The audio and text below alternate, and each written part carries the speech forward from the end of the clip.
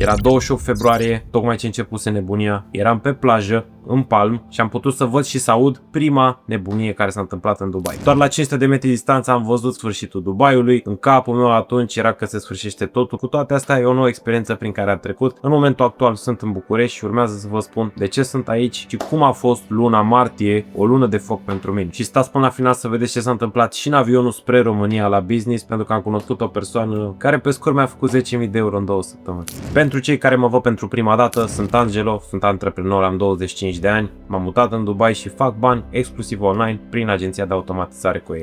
N-am program, nu lucrez pentru nimeni, n-am birou fizic, am doar un laptop de pe care, mulțumită lui Dumnezeu, pot să lucrez și pot să fac bani de oriunde. Am o întreagă echipă de oameni în spate și sisteme care să lucreze pentru mine, pentru că doar așa pot să scalez cu adevărat orice business. Și ca să fiu sincer cu voi, motivul principal pentru care m-am mutat în Dubai sunt taxele și scalare. Adică ai taxe zero și nu e doar asta, dar aici găsești și oameni cu o altă gândire, un alt capital, cu o altă viziune a AI-ului despre viitor și despre ce poate să facă cu adevărat. Și adevărul e că în România subiectul ăsta e extrem de limitat. Și de câteva luni de când m-am mutat în Dubai, vă spun sincer că mi s-au deschis noi orizonturi, lucru care nu s-ar fi putut întâmpla clar în România. Și nu pentru că România e rea, ci pentru că mediul înconjurător contează foarte mult. Și despre asta vreau să vorbim azi în acest video, faptul că dacă ești liber financiar, poți să iei orice decizii vrei tu. Eu personal puteam să plec în Dubai chiar din prima zi și totuși am ales să nu o fac și în video ăsta o să afli de ce. Nu uitați că frica este pentru cei care nu au opțiuni. Cea mai puternică armură pe care poți să o construiești și pe care o vei avea toată viața este libertatea ta financiară. Eu n-am plecat din România fugind de ceva, ci plecând spre ceva. Am plecat spre visul de a construi un business, de a putea opera de oriunde din lume, de a putea scala, de a întâlni oameni noi. Și acum în prezent Dubai e baza mea și de aici coordonez absolut tot. Știu că n-am mai postat pe YouTube de vreo aproximativ o lună. Sunt sincer, eu nu vreau să fiu YouTuber,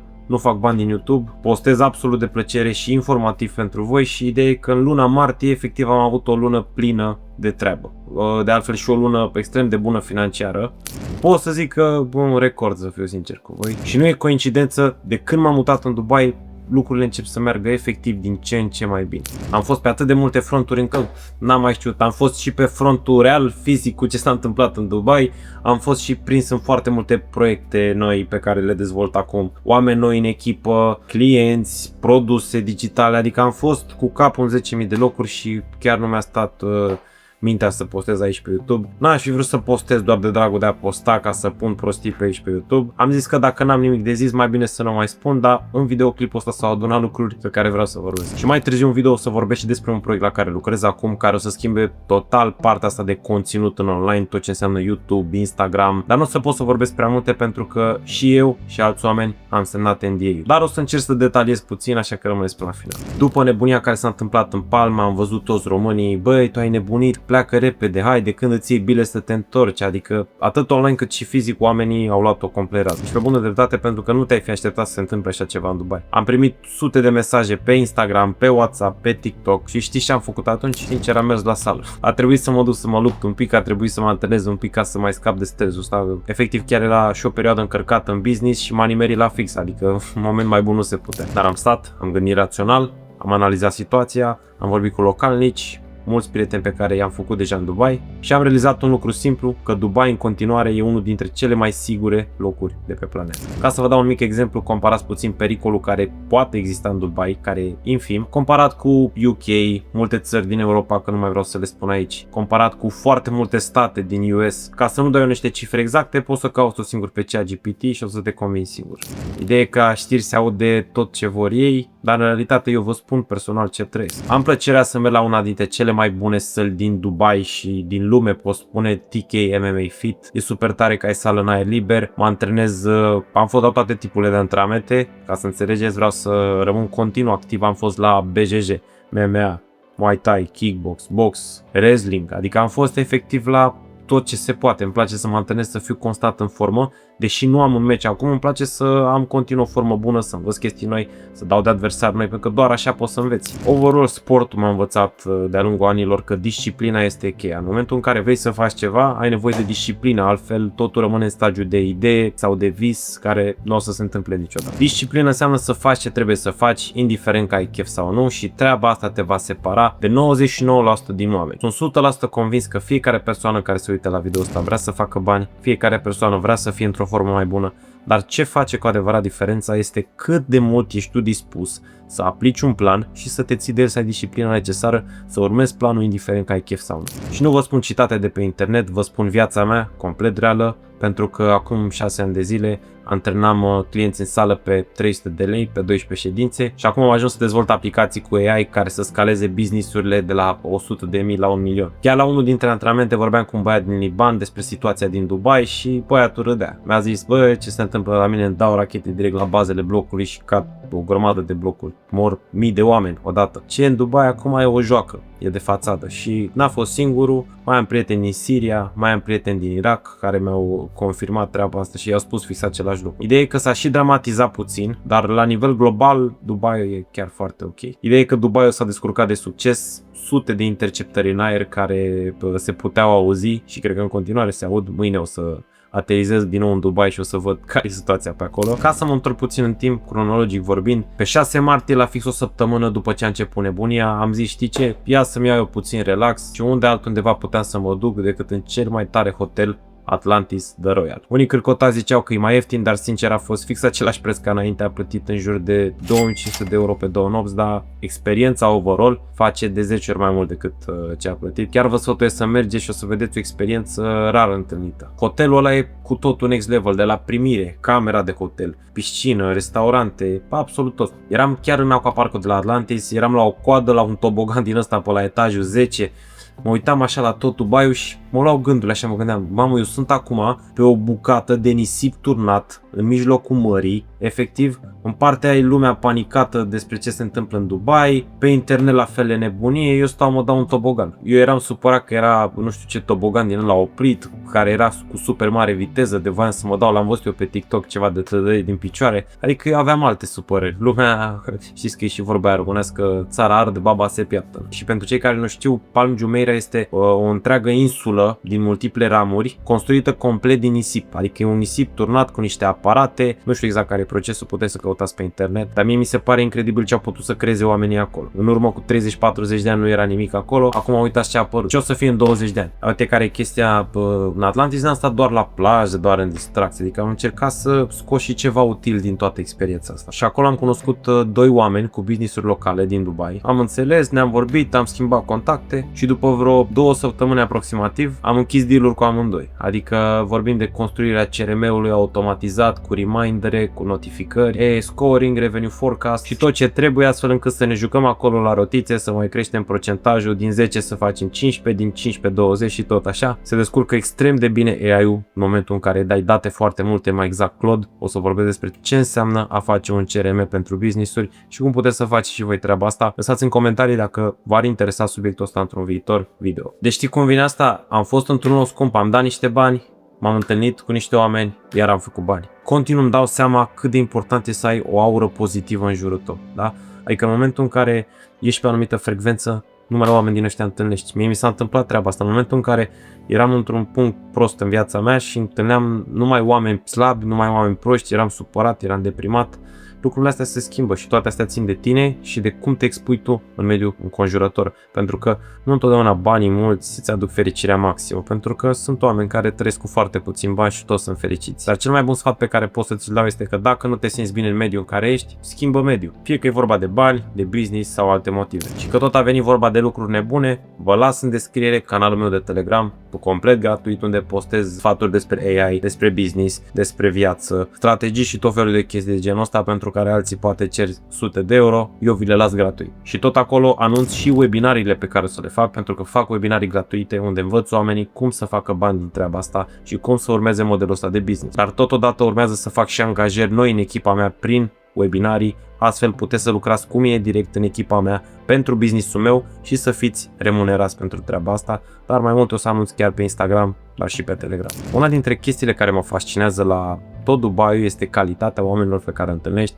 Acolo m-am întâlnit chiar și cu Alex Body, cu care am avut plăcerea să stau câteva ore să vorbim despre viață, despre ce se întâmplă în Dubai, despre mai multe lucruri și el era la fel de chill legat de Dubai. Adică omul avea zero panică, foarte relaxat, foarte composed, ca să zic așa. Avea încredere în Dubai și uite că Dubaiul ne-a dovedit că într-adevăr n-am avut încredere degeaba. Când a început nebunia asta în Dubai, am făcut chiar și un grup de români, o gașcă de oameni din toate domeniile, ne-am strâns așa și am discutat diverse lucruri, am ieșit, am mâncat, am fost chiar la Namos în timpul Ramadanului, a fost super mișto, pentru că n-a fost haosul ăla cum e la Namos, și am fost la Namos în Mykonos, acolo era gălăgie, nu puteai să te auzi om lângă om când vorbeai, dar în timpul Ramadanului a fost o experiență mai chill. Ce drept a fost restaurantul gol, pentru că fix atunci se auzeau și nebunii din astea, noi eram chiar la masă acolo, s-au dat alarme, se auzeau chestii pe cer, dar noi am fost chill, adică ne-am, nu știu, poate suntem noi românași așa mai chill un pic, sau poate oamenii care eram acolo era mai chill, chiar nu știu, dar a fost o experiență frumoasă. Asta e chestia pe care vreau să o înțelegeți, că în Dubai fiecare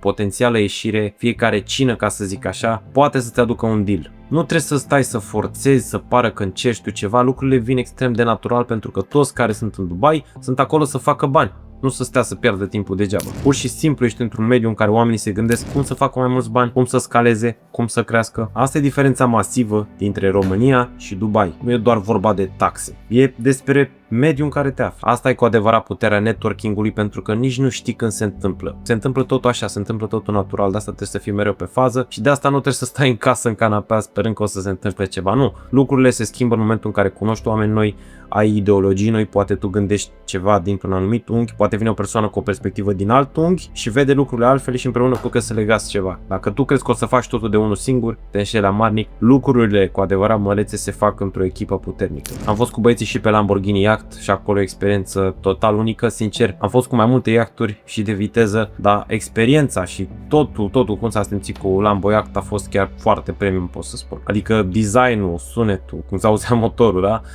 Tot o experiență unică. Și vreau să înțelegeți că eu nu spun lucrurile astea ca să mă laud, le spun pentru că acum 3 ani de zile mă uitam la oameni care făceau lucrurile astea și mă întrebam, cum dracu fac ăștia așa ceva, adică nu eram invidios, dar mă uitam la ei și ziceam, mamă, prea tare, vreau și eu așa ceva, adică nu înțelegeam care-i secret, de ce eu trebuia să stau să fiu antrenor în sală, să muncesc toată ziua, să nu am bani, nu știu cum naiba pot să facă chestia asta. Și răspunsul e simplu, trebuie să ai un business care te lasă să faci treaba asta, de asta am putut să construiesc business-ul ăsta și să fac ce fac acum. Cred că de altfel am fost și primul grup de români care să meargă cu Lambo Yacht. Cel puțin am mai văzut nicăieri. Și ca să vă zic o mică poveste amuzantă, jos, în Lambo Yacht, există un dormitoare din astea care arată super mișto. Și chiar discutam cu un client care nu e din România pentru un deal pentru proiectul pe care eu lucrez acum. Adică am semnat un om în timp ce eram în Lambo Yacht, le-am zis la băieți, bă, mă o să iau o mică pauză, am fost jos și am vorbit și omul văzuse logo-ul de la Lamborghini și face, mamă, ești în Lambo Yacht, nu știu ce. Și zic, da, am ieșit cu băieții tare. Nu știu dacă a influențat chestia asta să închid deal-ul, cred că nu, dar a fost o chestie mișto. Adică omul văzuse, mă, Lambo logo, știi? După Yacht am fost cu băieții și la MMA, adică viața mea e un mix. Fac ziua business, seara mă antrenez și am și grijă de mine, trebuie să ai o balanță. Uitați că e o vorbă latinească foarte veche, mens sana in corpore sano. Nu vă spun ce înseamnă, căutați singuri. Nu-ți dori o viață ușoară, dorește-ți o viață grea și dorește-ți putere ca să duci viața aia grea, pentru că doar atunci se va vedea cu adevărat frumusețea. Dacă întotdeauna îți dorești să fie totul ușor, nu o să te distrezi niciodată, nu o să simți niciodată că trăiești. Și pentru că știu că sunt mulți oameni care încă nu înțeleg ce fac eu, cu ce mă ocup, ce e agenția de automatizare, o să vă explic pe scurt într-o paranteză pătrată. Eu am programul AI Automation Dominator. Este un program prin care eu ajut oamenii să-și construiască propria agenție de automatizare cu AI, să scaleze și să facă venituri complet plecând de la zero, fără experiență precedentă. Nu e un program acum filmat 50 de ani și să las oamenii acolo să fie uitați, băgați într-un grup. Nu. E un program de mentorat direct, unul la unul cu mine, ai accesul meu pe WhatsApp, ai acces la apeluri, la materiale, la update-uri, la tot ce ține de AI și la întreg roadmap-ul pentru a-ți construi agenția. Adică te duc din punctul 0 în punctul în care vrei să faci bani sau dacă deja ai o agenție cu care faci bani, să o scalăm, să-ți arăt ce înseamnă agenție de AI cu adevărat. Am oameni care au plecat complet de la zero și acum fac mii de euro pe lună. Pentru mai multe detalii aveți canalul de YouTube Testimonial Antreprenor AI și e de ajuns cu ce am zis eu, îi las pe ei să vorbească cel mai frumos în momentul în care vorbesc oamenii pentru tine. Dacă îți place cum sună și vrei să dai și tu startul la modelul ăsta de business, te poți programa la un apel 1 la 1 pe Zoom complet gratuit cu unul din partenerii mei pentru a vedea dacă acest model de business business este potrivit pentru tine. În ideea în care îți place modelul de business și vrei să dai start-ul, strânge mâna și ne apucăm. Dacă nu, n-ai nimic de pierdut. De asta spun că te poți programa la un apel ca să vedem exact dacă e pentru tine. Tot în luna martie am filmat și un podcast cu Vlad Pușca și extrem de interesant. Am vorbit acolo despre lucruri pe care nu le-am atins niciodată pe internet. Business, mindset, EXF, viață, tot. Deci vă rog să-l urmăriți cu drag. Chiar sunt curios de opinia voastră și puteți să-mi dați un mesaj pe Instagram să-mi spuneți cum vi s-a părut și dacă mai vreți videoclipuri de genul. Pe 30 martie, acum 2 săptămâni, am zburat spre București, loc în care mă aflu acum. Am zburat cu Fly Dubai pentru că i-au fost anulate vreo 2 zboruri. Singura companie care zboară acum e Fly Dubai. Am vrut să zbor cu Emirates, însă nu se poate. Singura e Fly Dubai. Dar la Fly Dubai business class-ul chiar e foarte tare. A fost prima oară când am zburat la business cu Fly Dubai.